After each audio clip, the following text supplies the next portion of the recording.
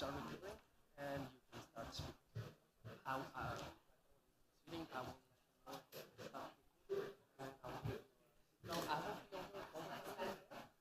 will be on time down there, and if you need the light up for the others to see it, you just point it to me or just say, I will be presenting right now and I will try to get it, okay?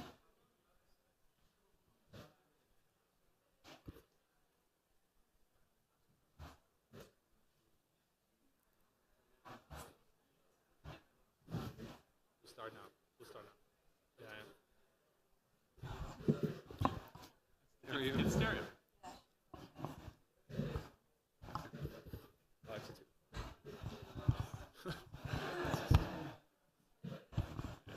All right, I think we're ready to get started. Welcome to this workshop number 87 on law enforcement, cyberspace, and jurisdiction. My name is Christian Borgreen.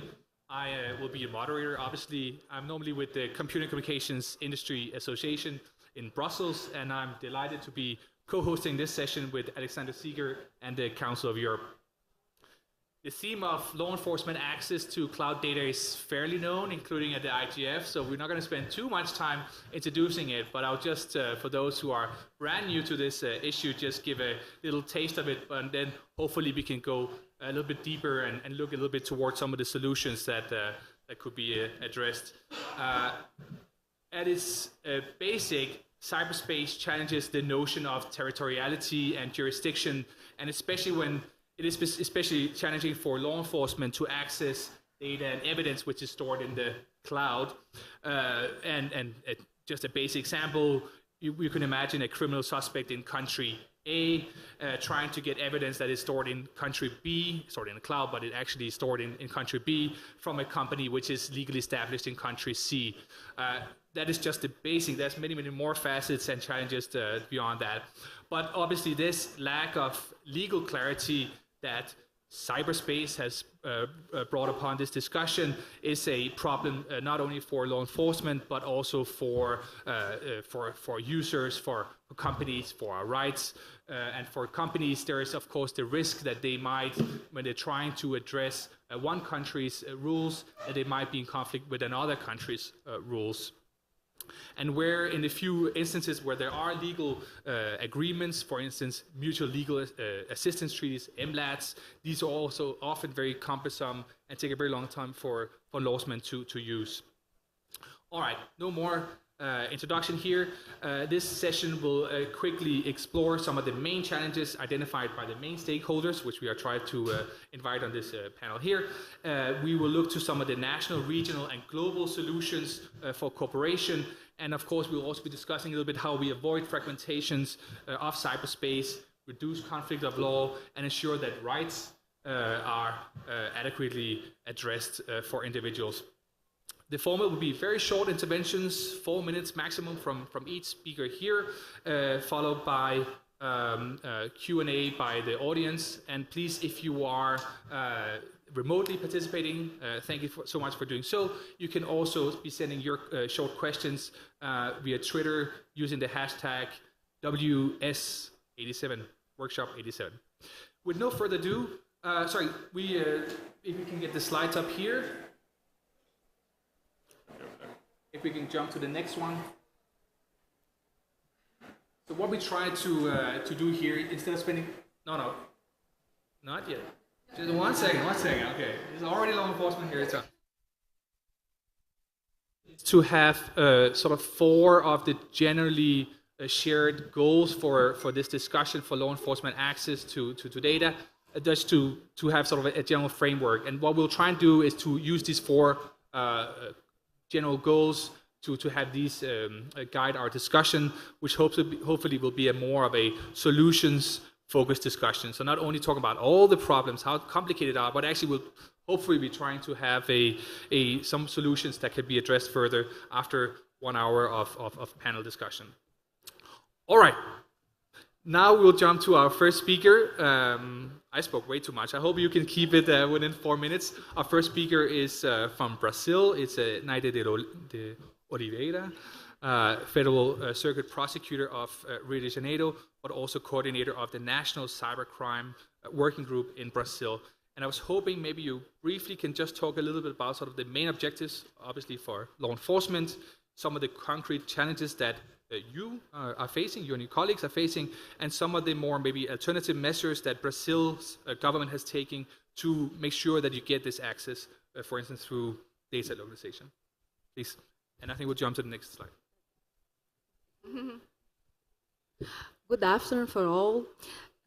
I would like to say I am very honored to be here, and thank you, Mr. Alexander Sergei, Mr. Christian Bourguin, and Monsieur Bertrand de la Chapelle for inviting Brazil's Federal Prosecutor Office to attend this meeting, giving us the opportunity to present our view on the jurisdiction issue concerning Internet. As Christian said, I'm a Federal Circuit Prosecutor in Rio de Janeiro, Brazil, where I coordinate the National Cybercrime Working Group and represent here the International Cooperation Secretary of Federal Prosecution Office. We have two levels of jurisdiction in Brazil, the state and the federal one, and we have a common discussion group for cybercrimes issues in the country. Brazil's approach to the theme of Internet jurisdiction was settled with the passing of Marco Civil da Internet, our civil rights framework for Internet. It was passed after an extended and comprehensive public consultation process, and despite being a civil rights framework, it regulates data preservation concerning connections to Internet and access to Internet applications, and it also determines the legal procedure to law enforcement authorities or a private person in civil cases to obtain data targeting a judicial case. Although our Marco Civil is not yet a data protection law, it is already under discussion at our Congress right now. It does guarantee essential rights on Internet, such as privacy and freedom of expression. Concerning jurisdiction, our civil rights framework is very clear when it states that any collection, storage, or processing of data or communications performed in Brazil by a server provider constituted under Brazilian laws with an office established in Brazil must follow Brazilian legislation and obey judiciary orders. The Article 11 grants that even one of these conducts performed in Brazilian territory is enough to bind the company to Brazilian legislation where there is a branch in Brazilian territory or it is part of the same economic group. That means when at least one of the company is established in Brazil. Even if the company does not have an office in Brazil, it is bound to Brazilian legislation when the service is offered to the Brazilian public. That means to us that any Internet company or operation, its service in the country is under Brazilian jurisdiction and must present in court all personal data under a Brazilian lawful warrant, such as subscriber information, traffic data, and content. Since legal requirements are met, what is reviewed by the competent judge. We do need an improvement on IMLATs to deal with the companies that are not established in the country, only offering its service, but for those that are well established, even paying tax in the country, our law is very clear and the judges are enforcing it by legal means.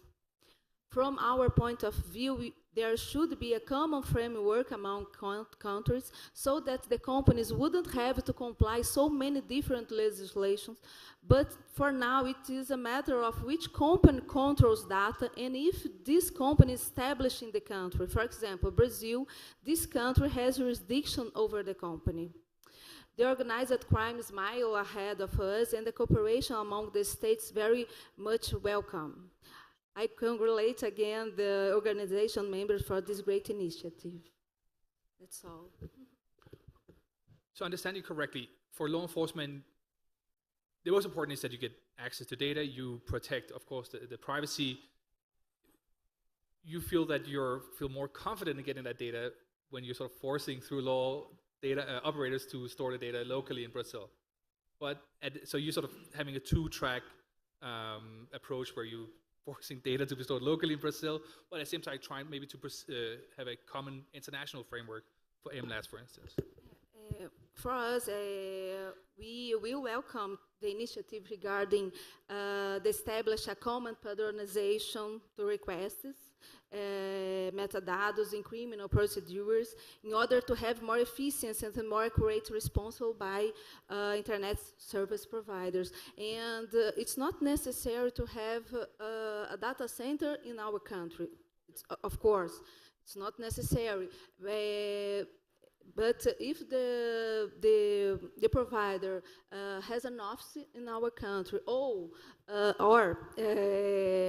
offers their service for Brazilian users, it's enough for us to these providers have to obey our legislations. All right, thank you so much. I think we'll have a lot of questions to you as well. I think we'll jump directly to our next speaker from Microsoft, Paul Mitchell. What do you make of all this here? Should we just... I'll just tell you a couple of stories to sort of set the tone. Please. So many of you know that Microsoft's been involved in a legal case with the United States government that relates to email data that is stored in one of our data centers in Ireland. So our initial filing in that case began like this. Imagine this scenario. Officers of the local Stadtpolizei investigating a suspected leak to the press descend on Deutsche Bank headquarters in Frankfurt, Germany. They serve a warrant to seize a bundle of private letters that a New York Times reporter is storing in a safe deposit box at a Deutsche Bank USA branch in Manhattan. The bank complies by ordering the New York branch manager to open the reporter's box with a master key, rummage through it, and fax the private letters to the Staatspolizei. So it goes on to imagine the reaction of the U.S. Secretary of State, since this action would bypass all of the existing legal formal procedures between the United States and EU countries, and the claim that it was nothing more than a German company producing its own business records. So you can all imagine in your own minds what the cases, the points of the case are. I'll just make the observation that it's not actually about the content of the emails in question at all in this case. In reality, it's about principles, the rule of law, the balance of security and privacy, and the interplay between national and international law. Now, this case is not over yet. We won the last appeal round, but the United States has indicated they would like to take it further. So next, we have an example of the horrific Charlie Hebdo tragedy in Paris that happened last year. And while there was a gigantic manhunt going on in Paris, at 5:42 in the morning, we got a call from the FBI telling us 2 terrorists in Paris had Microsoft email accounts. They served us a lawful order that we reviewed, and we pulled the email, and we had it to the FBI for delivery to the French authorities in 45 minutes. The key point here is that there are, in fact, today, frameworks for international agreement that can and do work. So in the third example, the Brazilian police arrived at the apartment of one of our executives in Brazil a while ago. They burst past the gates. They didn't just knock on the door. They were a little more aggressive, and they demanded that he be produced and that he appear before a court, because the Brazilian police were demanding, as part of a law enforcement investigation, that Microsoft turn over Skype data for a Brazilian customer. The problem was that the data in this case was not in Brazil, but in the United States, and it would be unlawful under US law for us to provide it. As it also happens, he was in the US at the time, so his wife was not very happy about the event. The key point there is that when dealing with data requests, complying with one country's law may result in breaking another country's. So these stories are real, and they illustrate the point that the legal frameworks actually need to evolve to keep pace with the technology's evolution. The existing laws we have don't sufficiently address the increased complexity of the internet and cloud services. But it's also acknowledged that the growth of the digital economy, the future of the Internet of Things, and potential innovations around big data, machine learning, artificial intelligence, all of these things that have potential economic and social benefits, they all actually rely on the ability to transit data back and forth across borders, for providers to balance the load on their cloud service systems and on the networks, etc. And all countries want to realize these benefits. So somehow, they all have to cooperate to solve the problem. So I'll just close by noting that Microsoft is perhaps one of only a few at the scale where this is such a big problem. We operate in 122 countries. We have well over 1 billion customers. Some of those customers are governments, and we have hundreds of data centers located all around the world, which are intentionally designed to be able to do geo-balancing and offloading and redundancy to protect the data. But for us to actually offer the services that we do, we need our customers to be able to trust us, and for them to trust us, we have to have a framework of trust that is grounded in the rule of law with due process that applies globally. I'll stop there. Can I ask you very briefly? You're obviously an international representative of international company, very active in this discussion here, maybe the leading company most active in this discussion. Where should we look towards good sort of solutions? We don't have enough time to go into, but just can you just point a little bit and we can discuss further afterwards? Well, so I'll give you an example of some things that are sort of in process and working. The Internet and Jurisdiction project, which I'm sure Bertrand is going to talk more in detail about, has done a great job of actually capturing both cases and then some ideas of best practice. A couple of things that are pushing the boundaries in the right direction are work that's being done on transparency and on the ability for companies like Microsoft to be transparent about when we get data requests, what kind of data requests they are, and what we're doing about it. So we and the other large providers are all doing transparency reports at some level. The Ranking Digital Rights Project Rebecca McKinnon runs is an example of, again, trying to point in a particular direction that is actionable. And so those are things that are in process. There's also the U.S.-UK cooperation agreement, which is a starting point that might be scalable to other sort of new forms of multilateral agreements for this. Very good. Thank you so much. We're going to jump to our next speaker, academic Natalia Fodic from the American University. I was hoping maybe you can talk a little bit about and you're also from Brazil, so maybe we can get a little bit more insights, maybe academic point of view on some of the things we heard from Brazilian law enforcement. But maybe you can give a little bit thoughts of what we need to talk about when we talk about territoriality and jurisdiction.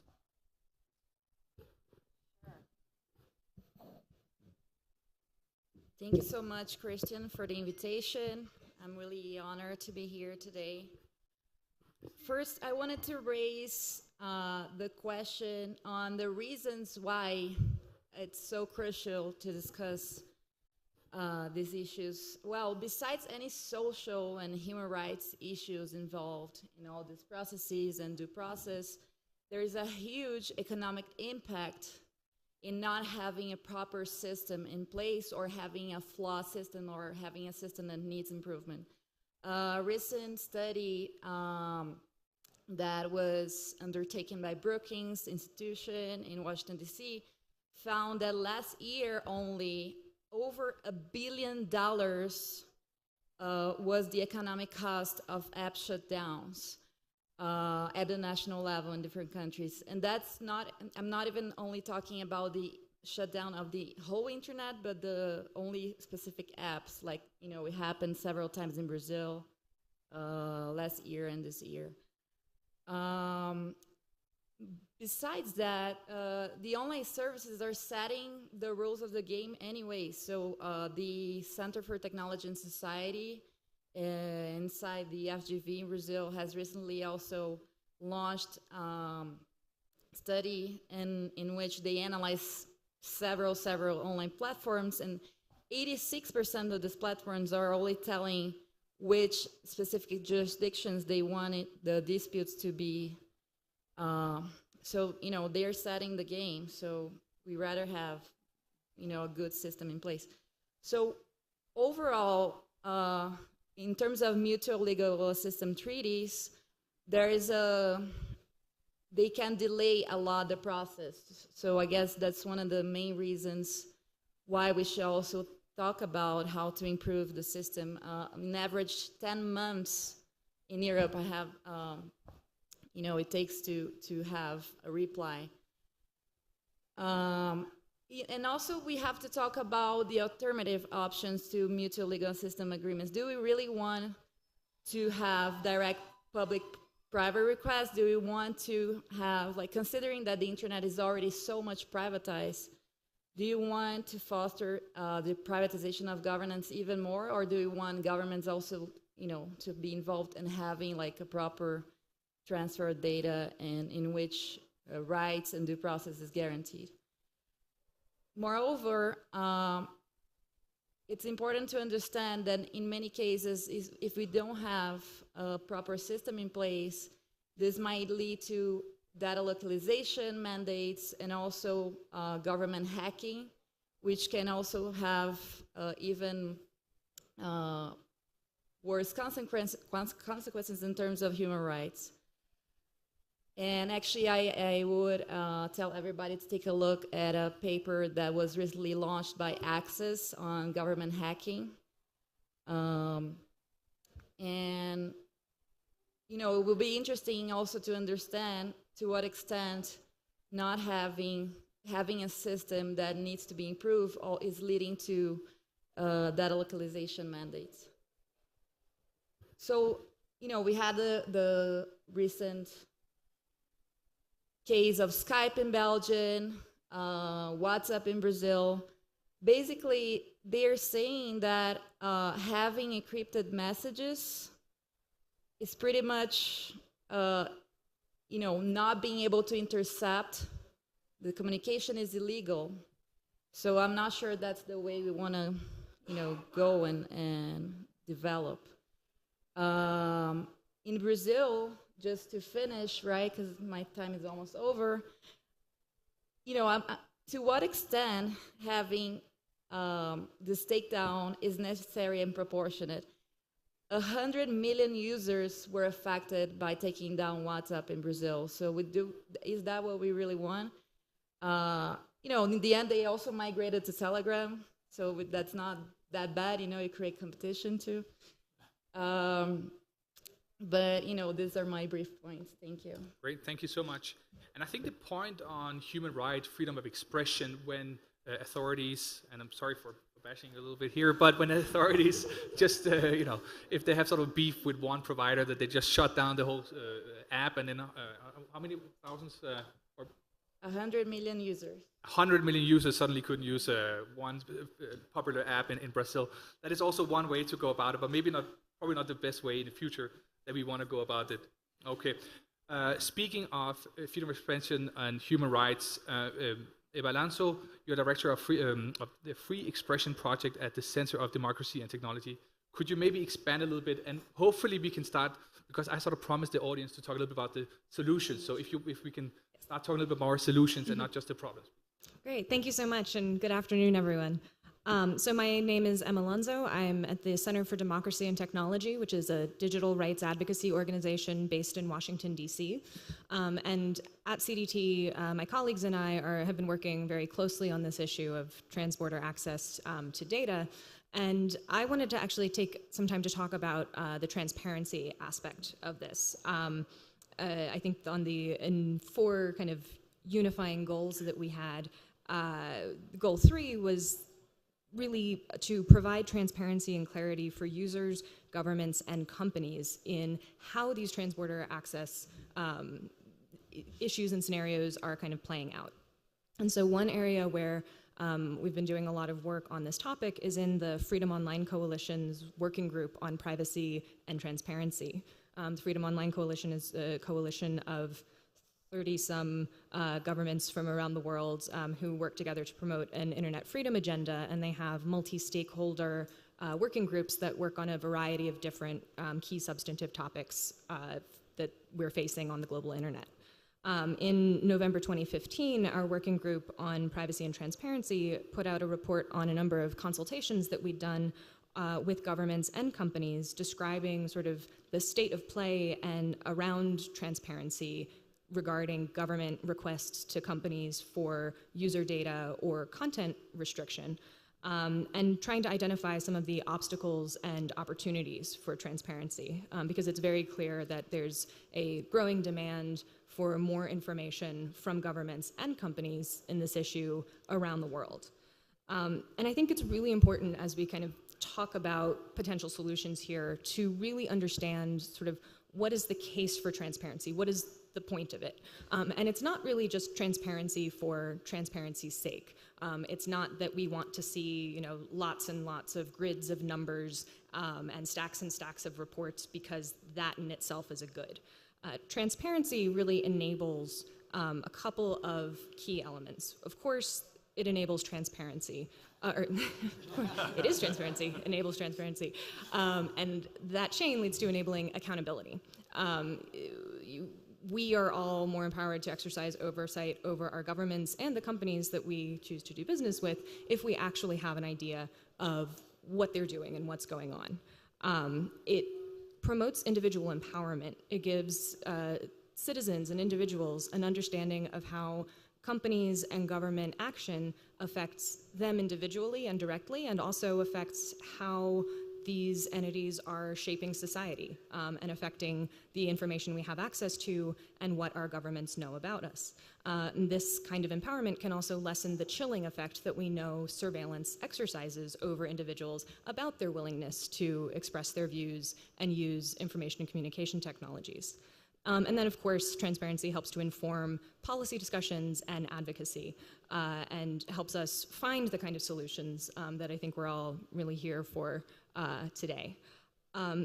So I think one of the, there's a couple of ideas that I wanted to just sort of throw out there for discussion. In terms of how we develop laws, policies, and frameworks with meaningful transparency in mind, I think one key effort or one key aspect to keep in mind is that at an operational level, providing transparency can actually be somewhat challenging for companies or governments. It can be a big data management project. You run into all sorts of questions about what data should and shouldn't be provided based on national security concerns or other kinds of issues. And so anytime we're talking about how to provide, did we lose the mic? No, okay. Anytime we're talking about how to provide transparency in kind of proposals for reformed frameworks, we really need to keep that in mind as a fundamental goal as we're defining what those projects might kind of pursue. And I see I'm out of time, and maybe that's why my mic has changed, so. We're not shutting you down when you, well, although that is very good for a moderator in the future just to shut people down. So maybe we'll consider that in the future, maybe not on a freedom of expression related panel. No panel will be complete when we talk about law enforcement and the internet without having Bertrand de la Chapelle. I'm not even going to introduce you. I'm just going to jump directly. And I will shut you off if you do not come and help us get a little bit closer to what we're trying to achieve here, which is sort of pointing to some solutions. Thank you. Thank you very much. Oh, you have to turn.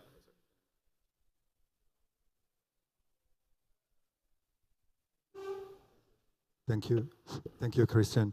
So I'm Bertrand Lachapelle. I'm the Executive Director of Internet and Jurisdiction, which is a policy network that deals with jurisdictional challenges on the Internet. We have 3 programs, and one of them is specifically dedicated to this issue of cross-border access to user data. I insist on the term cross-border. The fundamental problem that we're confronted with is the fact that this information is stored by companies that are very often in a country that is different to the one where the crime that is investigated is taking place. And in addition, those companies are serving users around the world without, as was said before by Nede, without having any local offices or any local activities. And by definition, any service on the internet, hopefully and fundamentally positively, is accessible everywhere in the world. So this raises a big challenge. And in the context of the Internet and Jurisdiction Policy Network, we held in November, 2 weeks ago, a conference in Paris called the Global Internet and Jurisdiction Conference that had one of its tracks dedicated to this. And what I would like to do here is, on the basis of those elements that are on the slide, to look very quickly at a few of the elements. The first element is that it is very important to frame the problem appropriately and to recognize that this is a problem that is a problem for all the different actors. There are no good and bad actors, the ones that are protecting and the ones that are infringing. There is a common public interest need to be able to find the information when there is a criminal investigation. The problem is that the current mechanisms of mutual legal assistance treaty lead to a situation where it is either cumbersome, and in some other cases, as Paul has mentioned, it leads to a conflict of law and puts the companies in a situation where they have to choose which country law they violate. If they abide by one country, they actually have to violate another one, the laws of another one. And so fundamentally, the key common challenge is what are the proper frameworks, what are the proper standards for due process to govern those cross-border requests that are coming from a public authority in one country to a private actor in another one. So beyond the framing, what is important to know is that this is a problem that is being tackled by several different initiatives. There are initiatives in the US, some of which have been mentioned, and Hema has mentioned in particular a process whereby a certain number of civil society actors and companies and academics, with the participation actually of the US government, is looking at ways to handle the specific situations when the only nexus of connection with the US is the use of a US-based platform. The crime is in one country, the investigation is done in one country, but the data is held by a company that is based in the US, and that's the only nexus of connection. So how to develop safeguards and procedures for this is one of the things that the so-called Daskalwood's proposal is exploring. At the same time, the Justice Department in the US is exploring a potential bilateral agreement with the United Kingdom that could be scalable afterwards to handle those specific cases. But in parallel, in Europe, the Council of Europe, and Alexander Seger in particular, is dealing in the context of the Cybercrime Convention on how to improve those mechanisms. And the European Commission has been tasked by the Council of the Ministers of Justice and Home Affairs of the European Union in June with a specific role to develop standards and processes for access to basic subscriber information. It's very important that all these different initiatives are aware of what is being discussed so that there is a chance of policy coherence, and this is one of the things that we helped facilitate in Paris 2 weeks ago. Now, quickly towards the solutions, what is important when we try to address those issues is to deconstruct the big problem into what we label as manageable chunks. So to give you examples, one first element is the operational challenges in trying to find a solution, and I'll list just a few of them here. The diversity of data types. The rules are not the same for basic subscriber information, for traffic data, and for the content of emails, for instance. I won't get into details because of time, but it is important to know that the rules currently are very different for those three types of data. There's a very important question of how do you validate the authority and the authentication of the requester? How do you know that a request that comes from a Yahoo Mail account is actually a law enforcement agency in Kenya or in France? There is a question regarding the criteria for jurisdiction, and Paul was mentioning the Microsoft case, which is a very important case trying to distinguish whether the location of the company or the location of the server is actually the relevant criteria for establishing jurisdiction. And to be honest, it is very likely that neither is a good criteria, because if you apply them too rigidly, it actually leads to certain incoherences and bad solutions. So one of the challenges that is being discussed at the moment is, are there other criteria for determining jurisdiction, including the location of the crime and or the nationality or the residence of the person whose data is being requested. And so just to finish, beyond the challenges that are common, it is important to identify what are the common cooperation areas that can be explored. And in that regard, the criteria under which there is a notification of the user is a very difficult issue. The criteria for determining jurisdiction, as I said. And finally, everything that is related to transparency and due process mechanisms. Thank you. I think we're getting closer to some solutions here. I mean, you're clever, Bertrand. You sort of waited the 4 minutes, and then you got to your pointing to the right solution. So you got a little bit more time there. But that's okay, because you're helping here. We got a little bit closer to some solutions. We're going to go, before we go to our last speaker, I would just encourage you to send your questions on Twitter using the hashtag WS87, Workshop 87. And also have your questions ready here in audience, because in 4 minutes, we will already go to Q&A, and then you can ask our experts all your questions and comment your comments as well.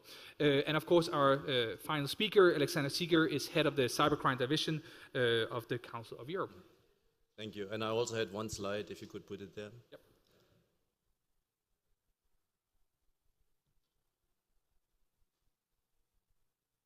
This is a real technical challenge. We agreed we have each of us only one slide. Okay. What I'm going to talk about in the next 4 minutes is the type of solutions that are currently under discussion within the framework of the Budapest Convention on Cybercrime. And I would like to underline crime because we talk about a criminal justice context. You know, a number of things you talked about referring to national security arena. We talk about criminal justice here, specific investigations, specified data needed. The Budapest Convention has currently 50 parties, another 17 observer states. Mexico is an observer state. Brazil is not a party, not an observer state, but I think NIDA and Brazil will work on that.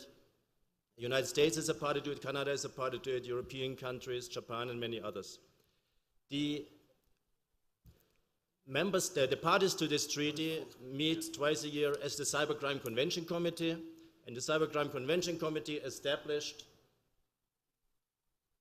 it's all on that slide, the Cybercrime Convention Committee established 2 years ago a cloud evidence working group to identify solutions on how to address the issue of criminal justice access to evidence in the cloud. The group produced the final report about 6-8 weeks ago, and that was then discussed 3 weeks ago by the Cybercrime Convention Committee, and I'm coming to this now. The rationale is that we are talking about cybercrime, yes, but also about electronic evidence in relation to any crime. That changes the scope and the scale enormously. Evidence is on servers, often in foreign, multiple, shifting or unknown jurisdictions. And without data, there is no evidence, there is no justice. And I fully share the frustrations that NIDA and other prosecutors have, because we have in the Cybercrime Committee about 120 prosecutor and law enforcement officers that say we cannot protect society against crime anymore. Less than 1% of any crime, of any cybercrime reported actually ends in court proceedings. And only a very small part is actually reported. You have to keep that in mind. So a number of very specific issues have been identified by the Cloud Evidence Group. An important one is we need to differentiate the type of data needed. Law enforcement most often needs subscriber information.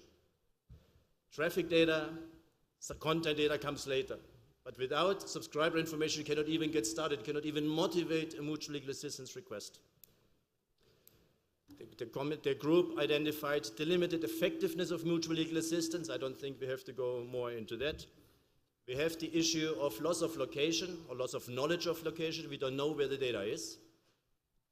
And that leads to a jungle of unilateral solutions. And I would say that the Brazilian solution is part of this jungle now. That in frustration, because governments and law enforcement have a job to do, they find their own national solutions to address the problem, and that creates a jungle that we have now. Then we have the issue of when is a provider that may hold data actually in my territory? From what moment onwards are they here? Are they here when they pay taxes? Are they here when their service is accessible? And that sort of things we need to define, and that was also mentioned in the presentation by the Brazilian prosecutor earlier on. We have this generosity by US service providers that they, under US law, can provide voluntarily subscriber information. Content is another debate, but provide subscriber information they can provide. There are a number, but voluntarily, there are a number of rule and law challenges and data protection challenges that come with it in that connection.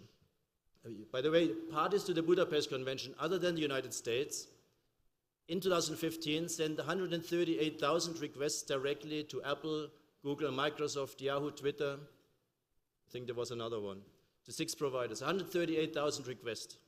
It's about 10 times more than mutual legal assistance requests were sent, just to 6 providers. We have the issue of emergency procedures. Paul from Microsoft mentioned the emergency procedure used in the mutual legal assistance requests in the case of the Charlie Hebdo attack, which worked extremely well.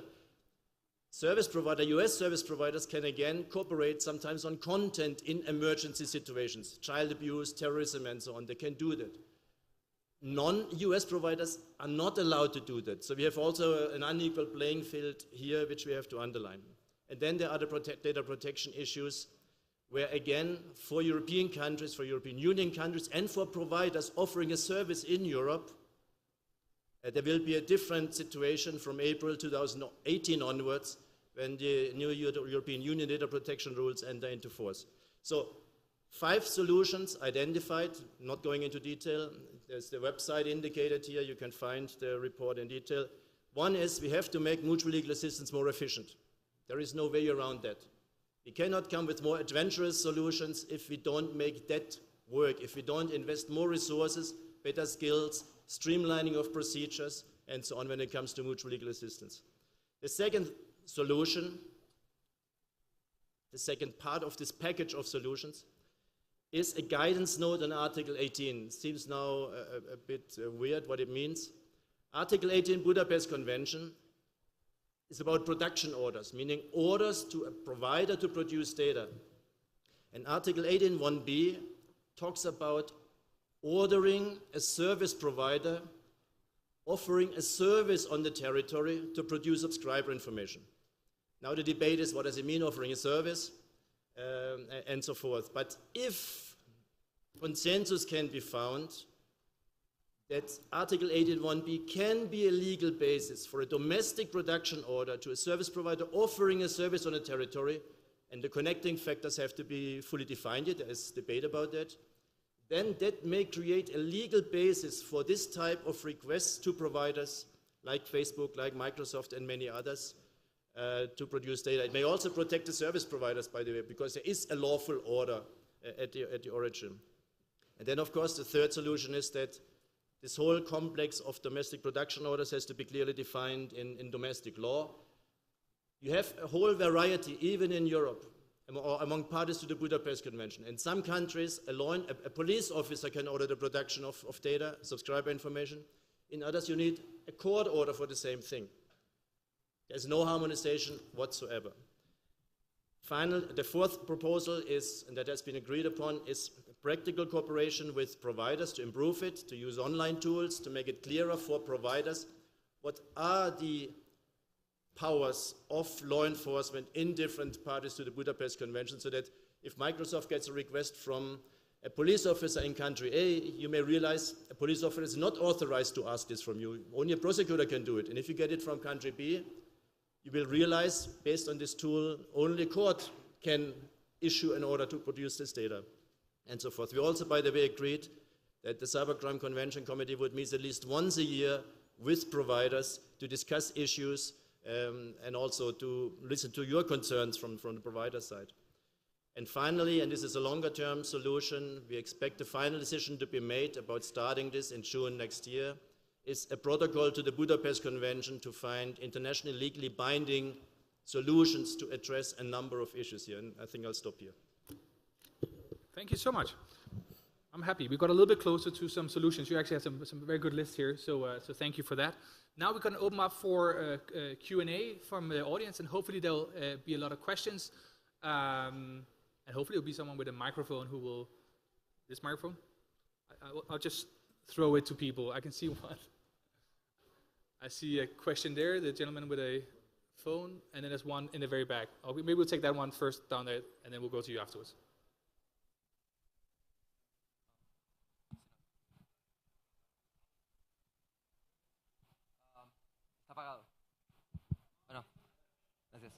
Hi, I'm Leandro from Argentina for the Association for Civil Rights. I'd like to raise a point that I believe is crucial in this debate, that is the expansion of investigative powers of law enforcement, specifically speaking about Rule 41 that has been approved in the US that expands powers for judges to issue warrants on a global basis for remote access to bring away or hacking. And I'd like the input of the panel on this, as I think it's setting a precedent globally to every country basically just allowing judges to issue warrants that are cross borders, and I think that is worrying on a human rights perspective, right? So I'd like the input of the panel on that. Great, thank you so much. There was a question here, sir. Mauricio Hernandez from Mexico. So it seems, according to what I have heard, that compliance rules regarding or improved by international corporations could be the best manner or path so to translate those principles into an enforcement law or to binding principles in order to provide certainty about the data transfer or maybe the storage abroad from country A into country B, and then to exercise some prosecutions internationally. Am I correct? Very good, thank you. I think I understood the question. And as a final comment here, and I think we have one question also, sorry, a question here in front. If we can get the microphone up front here. Okay, we'll take a fourth row.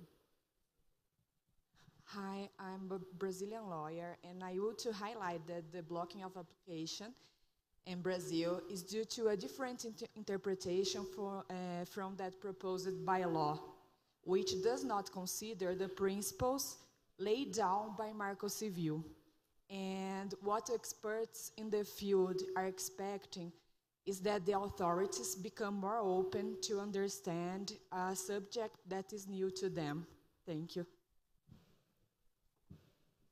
And then I think we have a question up here in front.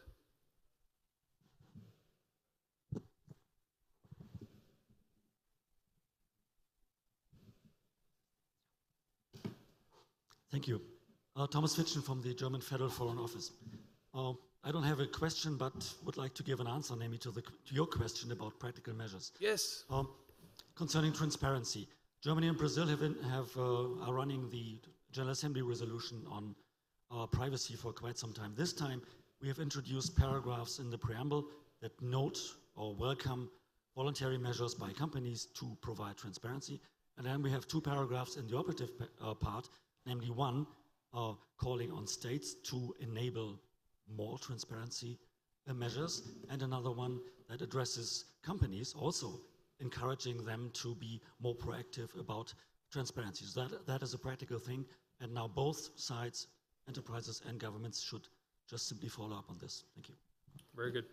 And then we had one question which maybe is a little bit more relevant to Paul. It's regarding a prosecutor in, for instance, in New York. Are they best served to sort of come up with a global framework for how to get sort of global access to data? Maybe you can consider that one. But I mean, this is a new topic. This is a fairly new topic in terms of interpreting. There's no legal framework, and we have judges in New York, maybe in Brazil as well, who are trying to tackle this question here. Maybe we can take that question first. If I don't know if you want to go first, Paul, and then afterwards. So I'm not entirely sure I understood that question, but I mean, if the question is, should some American judge make the decision on, worldwide who should have the right to do what, I think the answer is clearly no. I think most of the rest of the world would have a problem with something like that. I think Bertrand had a slide up there that basically categorized the problem.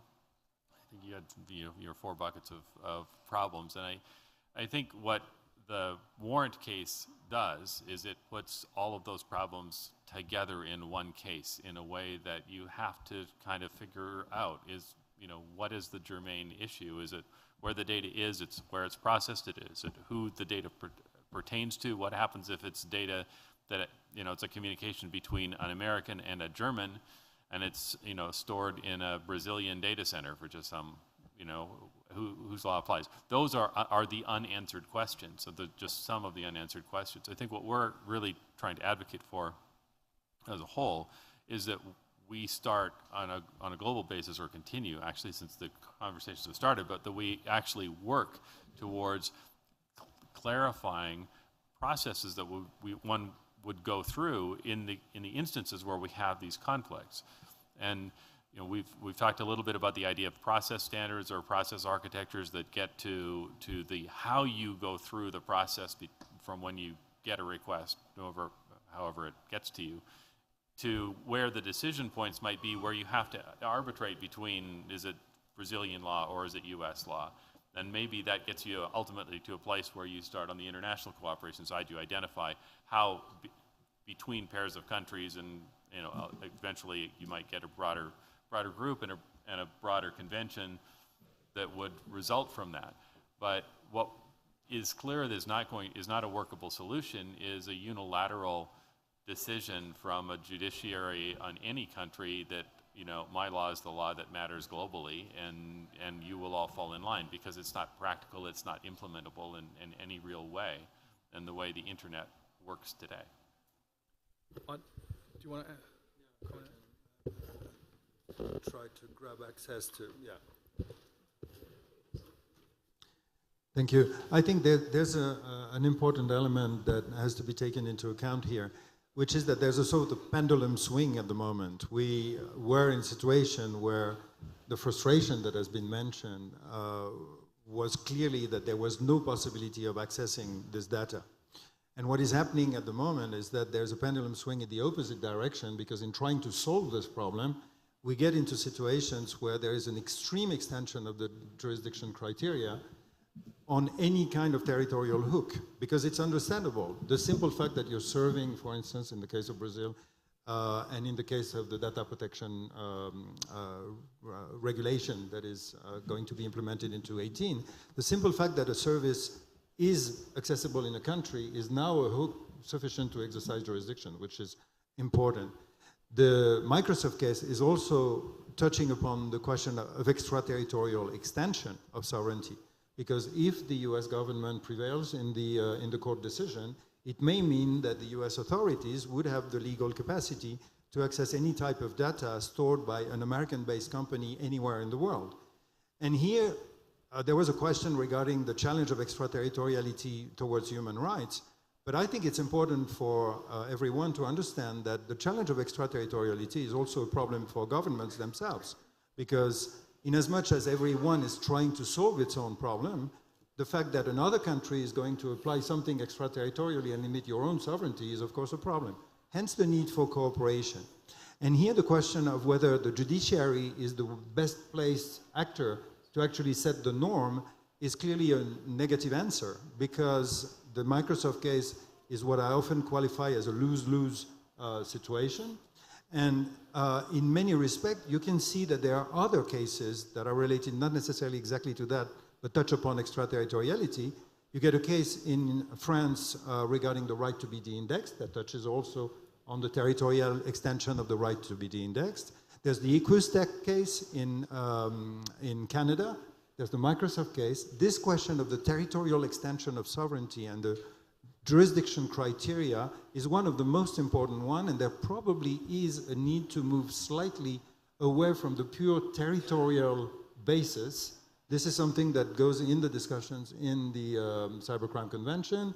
It is also being discussed in the approach by the US groups that I was mentioning before, moving from a pure territorial hook and understanding that the exercise of sovereignty needs to be respectful of the sovereignty of other actors, and that there is a sort of responsible exercise of sovereignty is the way to find the balance.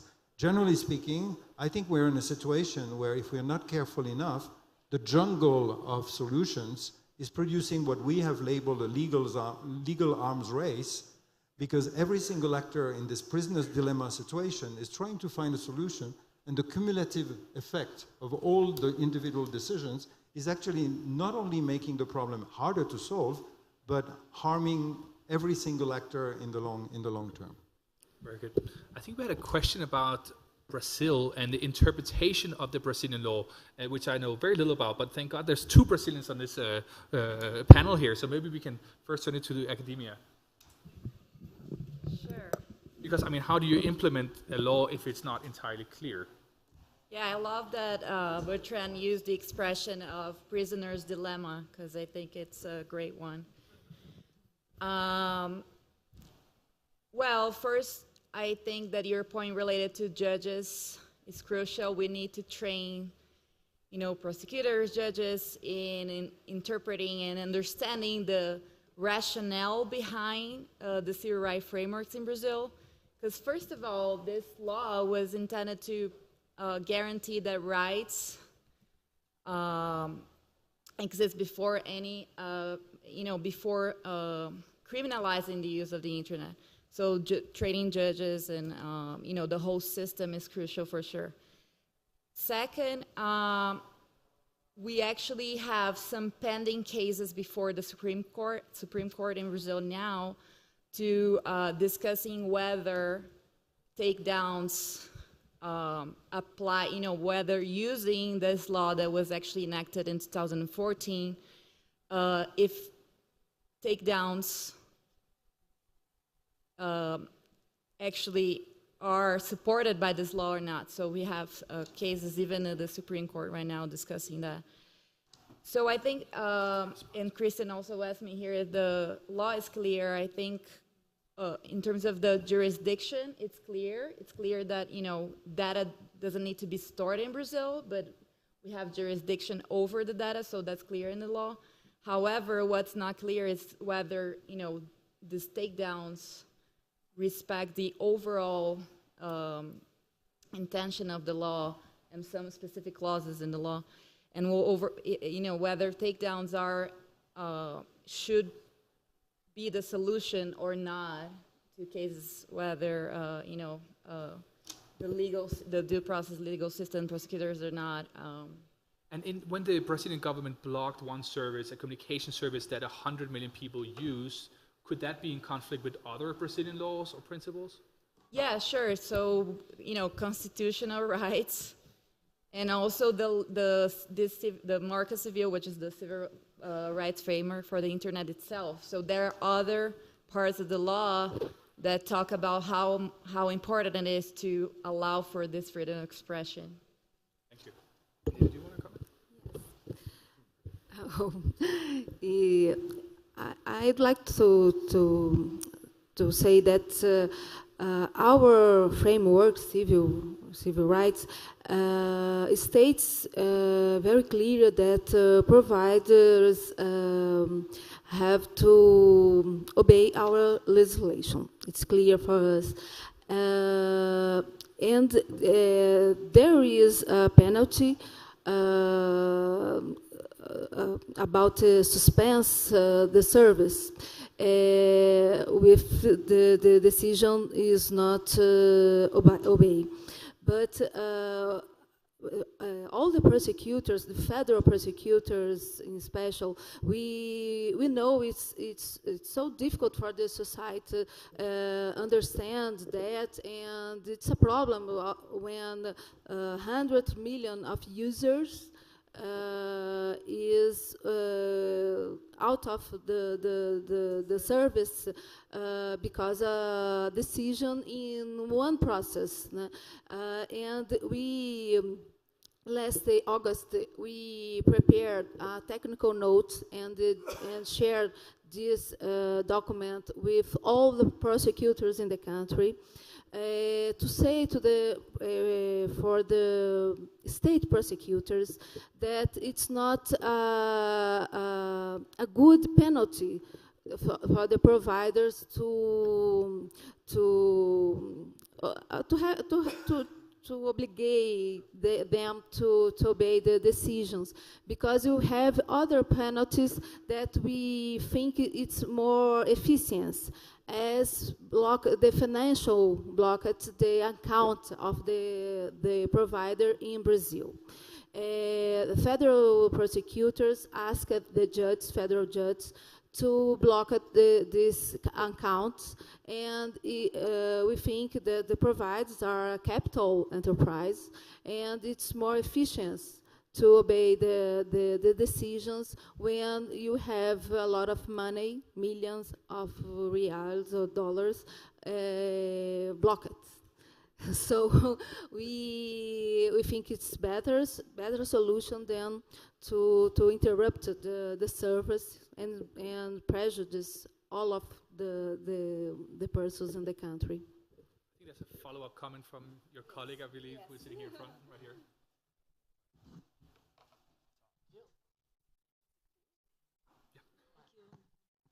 Good afternoon for all. I'm Priscila Schreiner. I'm a federal prosecutor in Brazil.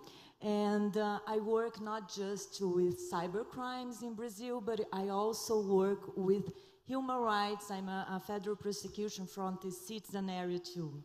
And as all of you said, mainly Natalia, I'm like not just a prosecutor, but a citizen, very worried about the privacy in the internet and the security in the internet.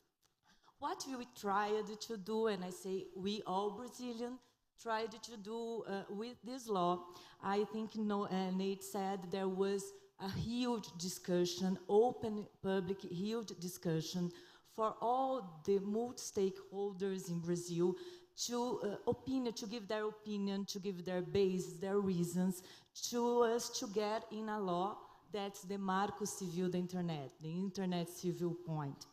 And what it's important to say here is that this civil mark is not just a right for the prosecutors, the judges, or the authorities to get in and take some information. It's a right for all of us, for the citizen, because it means that no one, even the authorities, and it will be abuses if the authority, the police, the prosecutor, the judges decides against this.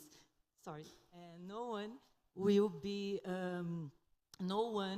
everyone has the guarantee that you just have your privacy damaged by following some rules that's in the law. And about the privacy, I'm finishing. I don't want to take so much time. You have to bring a chair up here so you can join the panel. Sorry, Chris. But I would like to say that, like a citizen, our privacy is protected. We have a law. Of course, we must work a lot with the jurisdiction, everything. But we have a law that guarantees that my son that was raped is going to be found by an authority. We have reasons to search. We have just the criminals must be worried with this.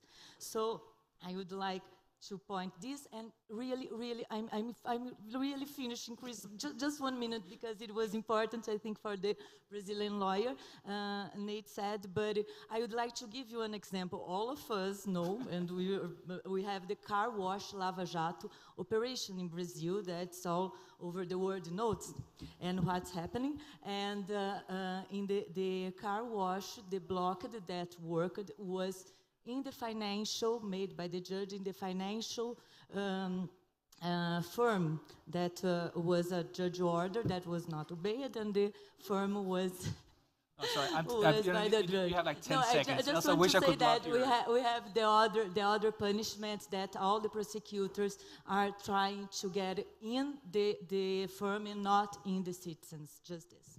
Muito obrigado. Thank you so much. I'm going to jump right away. We have a few questions we received via Twitter here, and we welcome even more questions.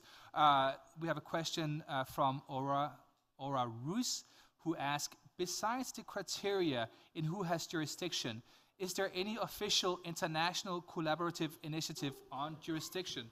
And that's an interesting question. And I'm realizing we have a lot of Europeans, we have North Americans, we have Brazilians, obviously, speaking. But if there are common approaches, maybe in Africa or in Asia we haven't heard of, but somebody in the audience is aware of, it would be great to maybe hear of them as well. Should we take this question already? Bertrand, do you have but no background? Okay. Thank you.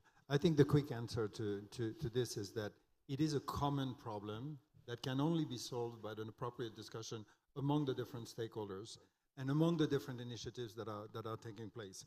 And so the strong message that we got and that we heard in the conference we organized in Paris 2 weeks ago was that no single actor or even group of actors can solve this alone. And the message of willingness, the message of urgency and the message of willingness to work together was very strong. And as Internet and Jurisdiction in the Policy Network, we are facilitating a discussion. It is up for the stakeholders and the actors to actually move forward, to connect with one another, to identify the elements that are common. But I would say that this topic has been ramping up in the last few years, is becoming extremely acute now, and has reached a sort of tipping point that makes me relatively optimistic on the likelihood of finding concrete elements moving forward out of a very large debate, going to very concrete solutions. And if you want more information about this, we have a booth, or go to internetjurisdiction.net and see the report of the conference online. That's great. Maybe I can go to Alexander, because if we talk about an international official way of addressing this, then you have what's happening in the framework of the Cybercrime Convention Committee, and it's actually not just a European exercise, because we have African countries there, we have Asia Pacific countries there, we have Latin American countries there, so it's not just a European exercise that is going on. And let's be very clear that these 5 solutions that I had put on my slide early on, some of them have already been accepted, but once all of them are accepted, that will shape how this is addressed in the currently 50 countries, but also in the other 20, 30 countries that are about to join. So this is not just now something academic in a way, it's going to shape the reality in those countries. And one point I want to underline regarding these discussions about other concepts, currently the solutions are focusing on subscriber information. We are not addressing the hot potato yet of content data that may have to be addressed through a protocol to the convention. But there is a lot of frustration about the concept of territoriality. Facebook has 140,000 or more servers in northern Sweden. If the Swedish authority couldn't even see the server park, one data, they have to go to Ireland for subscriber information and to the United States via MLA for content. This is just one example.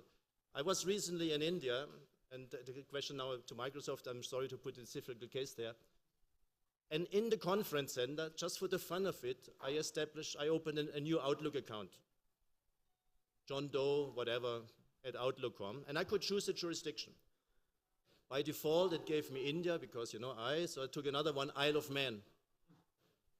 If I now commit a crime in India, and the Indian authorities want to investigate this, who do they go to? How do they even know that I had chosen Isle of Man as my jurisdiction? That's the sort of frustration we have. I would fully underline what Priscilla said from Brazil. Prosecutors and judges, they don't take this lightly. They don't just go for the fun of it after providers or whatever. There are serious cases of crime, situations of life and death, threat of terrorist attack happening or threatened to happen tomorrow. You need to act quickly on that. Very good. Thank you. I have one more question here from Twitter, and then we'll ask if there's more questions in the panel in the audience. Hopefully it is. Should the IGF define each term of the concepts at play? And maybe so someone here is asking from Twitter if the IGF should identify each of the key concepts, which I guess is jurisdiction, for instance, is one of the key concepts we have been discussing. Any quick thoughts on that? But the IGF is not allowed to make decisions. Or is we can discuss. No, the discussions are extremely important. Discussions like this, discussions yesterday in Bertrand's open forum, the initiatives are taking place a bit all over the world. Discussions of cases like the one in Canada right now, which is a civil case, by the way, and not a criminal law case. It's very important to discuss this, but we have to come to solutions. We cannot wait another. I said yesterday, 26 years ago, at the level of the Council of Europe, this was considered a highly urgent matter. We are still discussing, so it's not something we started yesterday. All right, we'll take some questions. I see one question right here in front.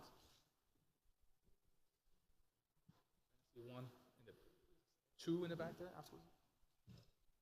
Hi, my name is Pedro. I'm from Brazil, from Institute for Research on Internet and Society.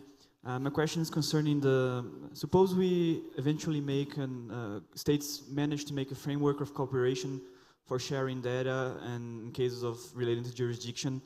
But what would we do concerning possible, digital safe havens, states that are not into those cooperation deals and they just serve as havens for companies and etc. or is that too early to think about it? That's a good point. Then I think we have at least 2 questions right there. Hello, my name is Jacqueline. I'm with Internet Lab in Brazil. I have a question for Bertrand. Shouldn't we, I'm sorry, yeah, another Brazilian. Shouldn't we be aiming at a multi-factor test to determine whether a country can directly request user data? The reason why I'm asking, I mean, by directly, I mean not having to go through an MLAT. The reason I'm asking is because it seems to me that Brazilian judges are unconsciously applying a multi-factor test. When I read decisions, I see judges arguing that, well, this company provides services in my country. I'm investigating a person that is in Brazil, and that most certainly is a Brazilian person. And also the victim of this crime that has been committed in Brazil is Brazilian. It seems to me that this would solve this solution that would acknowledge Brazilian jurisdiction in these cases would resolve 80% of the cases, right? And would deal with the frustration that the Brazilian prosecutors have voiced. Thank you. Excellent. And very linked to the question about safe havens. I think there's a question just behind you, the gentleman just behind you. Hopefully not from Brazil. We'll see. I'm neither Brazilian nor a lawyer, but my name is Byron Holland, and I'm a CCTLD operator. I run the country code top-level domain for Canada.ca. So my comments are really from an operator's perspective, though I've also just recently been chair of the CCNSO, which is the country code operator group in ICANN, with 160 CCTLDs. And your question? There. It's more a comment and suggestions. Would you like me to keep going, or do you want to answer the previous questions first? No. Go ahead. So as an operator, we face these challenges all the time. As an individual, I'm a strong proponent and believer of a free, open, globally interoperable internet, although I'm subject only to the laws of my own land as a Canadian corporation, which of course is the rub here and the reason for this discussion. Just picking up on some suggestions, we heard the Brazilian prosecutor we heard Microsoft talk about the situation in Brazil where they broke down the front door. Metaphorically, that happens to me as an operator frequently. Part of the solution is getting law enforcement to appreciate that a knock and an explanation is often very, very helpful. And I think we're starting to see that in some environments that discuss this subject, where law enforcement is coming and explaining and talking about their situation and propose solutions.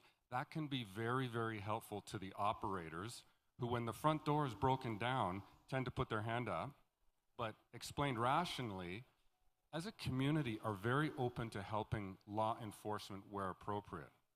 That said, I will only respond to the laws of my own land, so the multilats and those vehicles have to be in place in a meaningful way, because when a foreign prosecutor or law enforcement comes and tells me to do something, I don't and I won't, even if I know it's reasonable and just. And I think a very good example of that recently was the Avalanche takedown. So 800,000 domains were taken down. That was a cooperative endeavor with Interpol, etc. So there's lots of examples right now where it can work, but there's much hard work and small operational activities to engage in before we find this beautiful solution. Great, thank you. I think we're going to take the questions now, and thank you for that good comment also about the need for a real dialogue, a practical dialogue between operators and law enforcement. I think if we can go to the 2 first questions, whether it would be an idea to have a multi-factor test to establish jurisdiction to solve, if that will solve many of the problems we're discussing, but also how we avoid the problem of sort of forum shopping, where maybe even criminals might pick a jurisdiction that is sort of not covered, where it's very difficult to have their data extracted. Maybe any quick comments? Yeah. Responses? Thank you. On the question of kind of a multi-factor test, yes, there's a lot of debate going on about this in the US right now. Our Department of Justice has proposed a law that would enable service providers to respond directly to requests from foreign governments and not have to go through the MLAT process. So exactly kind of the scenario you were talking about. And there's a lot to be said about this bill, but a couple of key just sort of things that come up as we're thinking about this. One is sort of what are the criteria that a foreign government would have to meet in order to get this sort of special ability to serve a order directly on a company in the U.S. And those, what those standards are will be very, very important. One of the criticisms that my organization has had of the DOJ bill is that it presents the different factors like a demonstrated respect for rule of law, adherence to international human rights obligations, clear legal procedures, governing entities authorized to seek data, and some other things. It presents them as factors and not as requirements. And so we think that provides entirely too much leeway for a sort of potentially political determination of which country does the U.S. want to make this kind of agreement with, and how can we sort of fudge the fact that they meet some of these factors, but also not others. But then I think another key question, sort of a meta level up, is who gets to decide which countries meet these standards? In the U.S., would it be only the Department of Justice or the Department of Justice working with the State Department, again, where there may really be a lot of influence of political considerations of international relations, or is this something that should be put before the legislature as well and have Congress, be able to evaluate how the standards are applied, how these agreements are assessed, and what decisions are arrived at? Very good point. Do you want to follow up? Yeah, a quick follow-up on the multi-factor test, because we had a session in Paris that was a short session on the future of territoriality as a criteria for jurisdiction. And this is a question that was raised very explicitly coming from the workshop sessions that people had earlier in that day. And there was a strong debate regarding whether a multi-factor test is appropriate or not. Some actors are legitimately considering that the current tests are too rigid and too simple. The Microsoft case being a perfect example of a very binary test on one criteria of territoriality.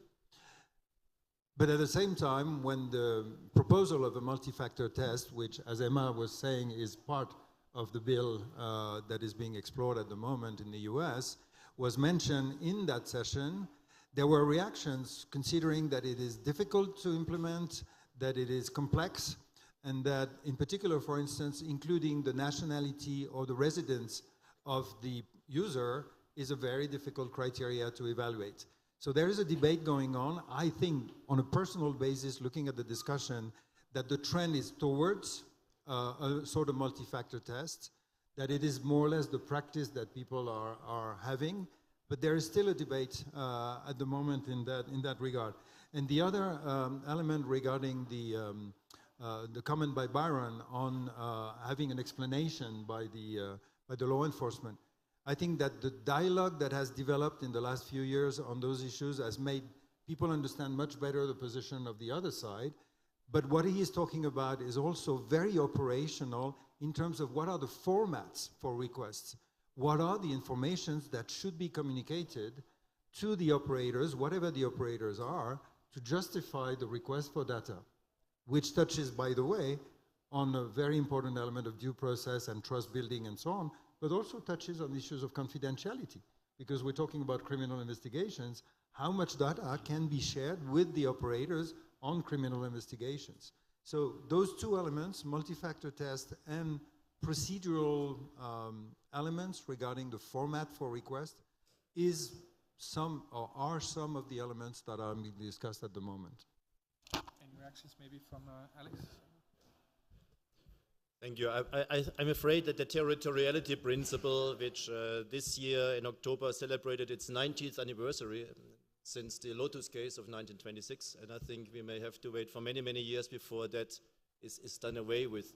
But what you see, was it already built in the Budapest Convention, and what we are now discussing with respect to subscriber information is not to focus on the location of data, because that's a very volatile concept, but to focus on the person in possession or control as the key factor.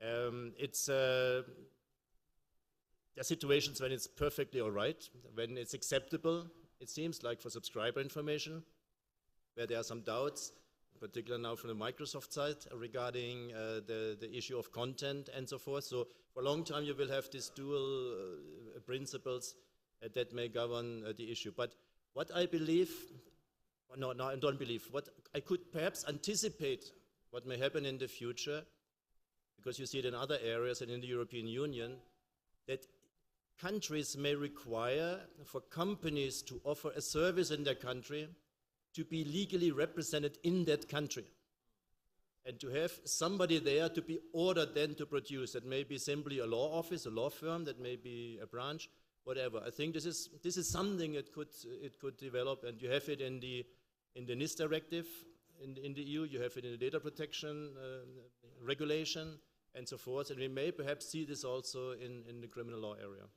Yes, please. Yeah, a two-finger to follow up exactly on what Alexander is saying. Actually, I fully agree with the trend that he is describing. One of the challenges is the scaling up of this solution, which brings a lot of questions regarding small companies and also small countries. Because if you push the reasoning too far and you implement for any type of service the kind of rule that may be manageable for very large providers, it would mean that the proverbial 3 people in a garage who are actually developing a new application should designate a representative in every single of the 190 countries to handle those things. So, and actually I was discussing it this very morning with 2 people, and there is clearly a question regarding the scalability of this thing. It may have a threshold effect, it may have a replication effect, and I always like to quote in those regards in philosophy there's the Kantian imperative that you shouldn't do something if generalized it would look bad, and mandatory data localization and mandatory representation in a country is on the threshold of that kind of problem, because if you generalize it, it can be harmful for innovation and for smaller companies. But I agree with Alexander, there's a trend towards that. It's a portion of the solution, but we have to be careful in generalizing it. I'm just going to give, this is very unfair of a moderator, but I'm going to get a little bit of homework here for each of our panelists, but you only have like 2 minutes to do this homework.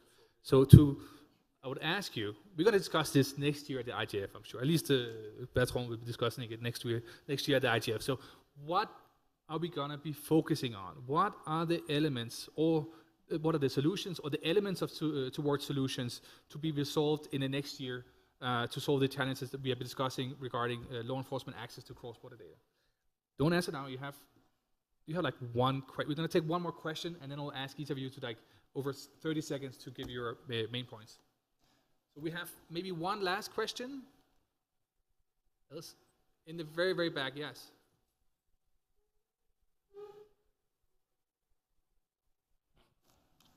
Thank you.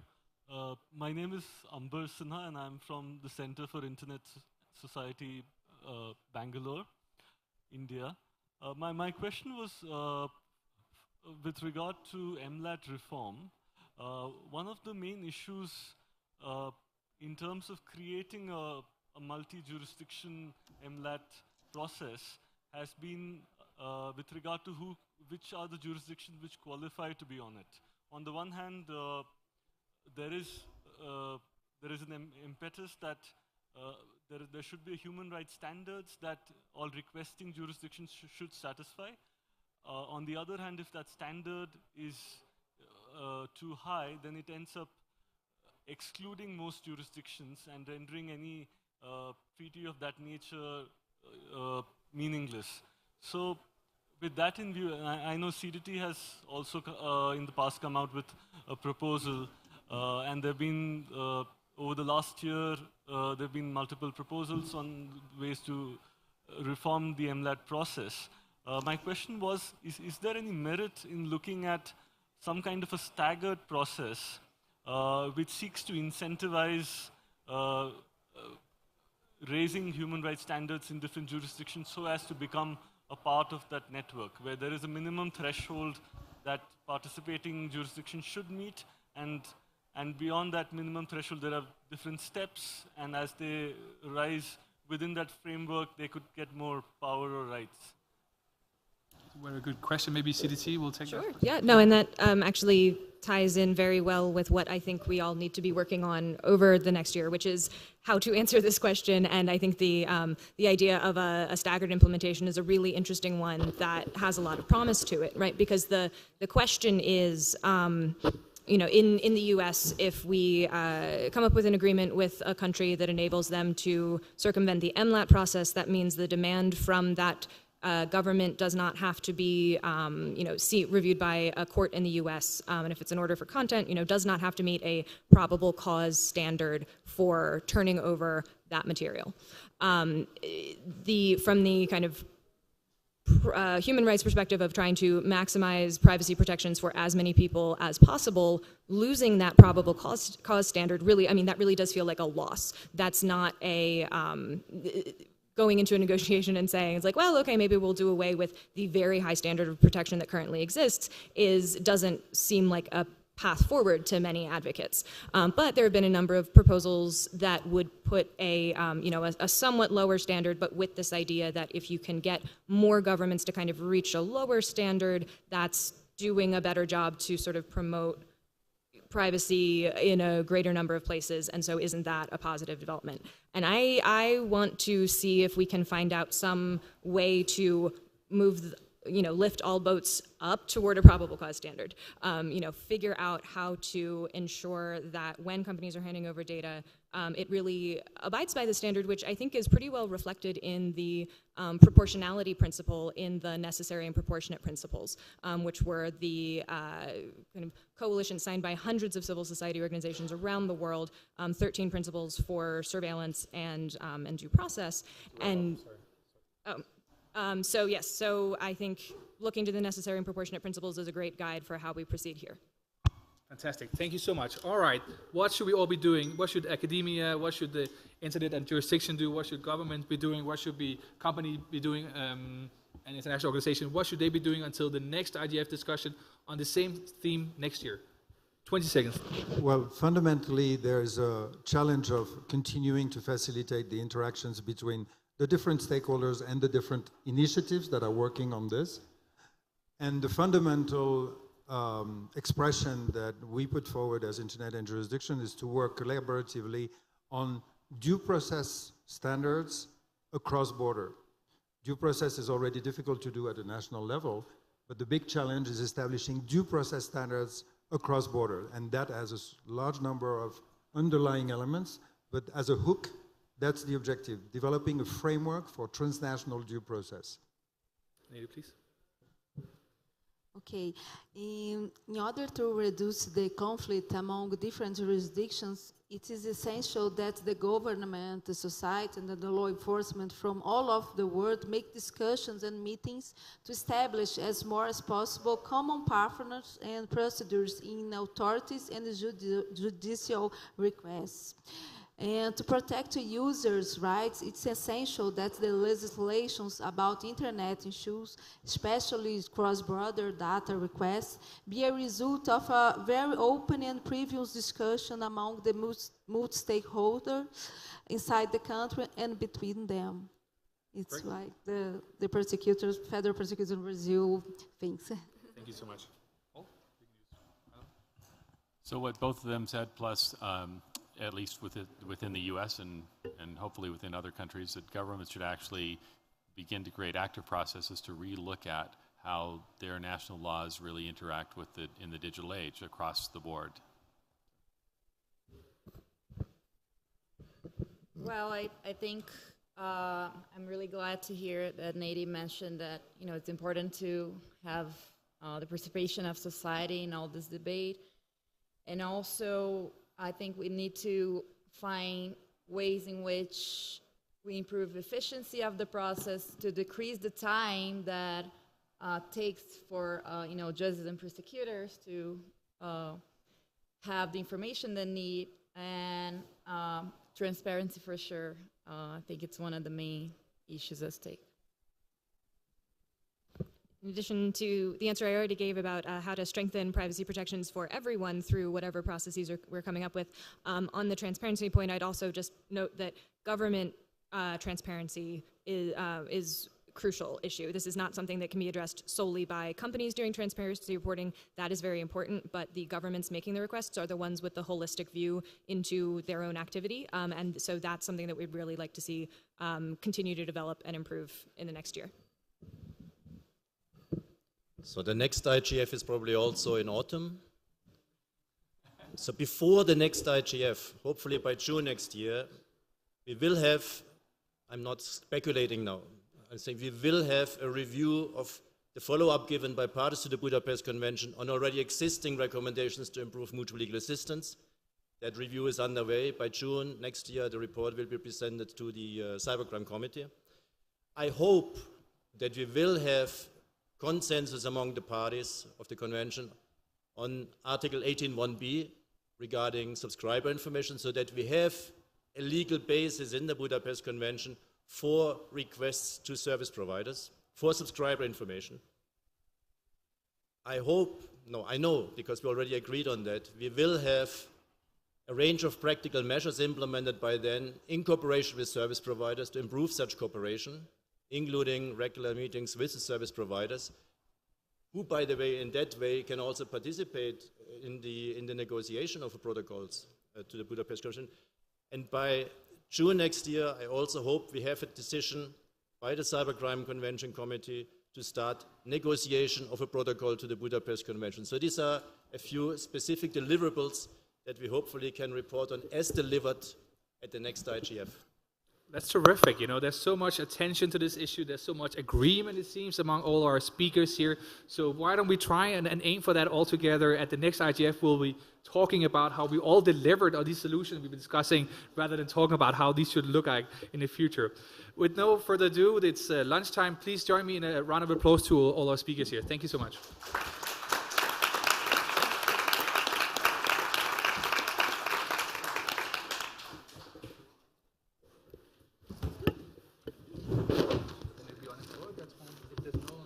Then you have to find something else.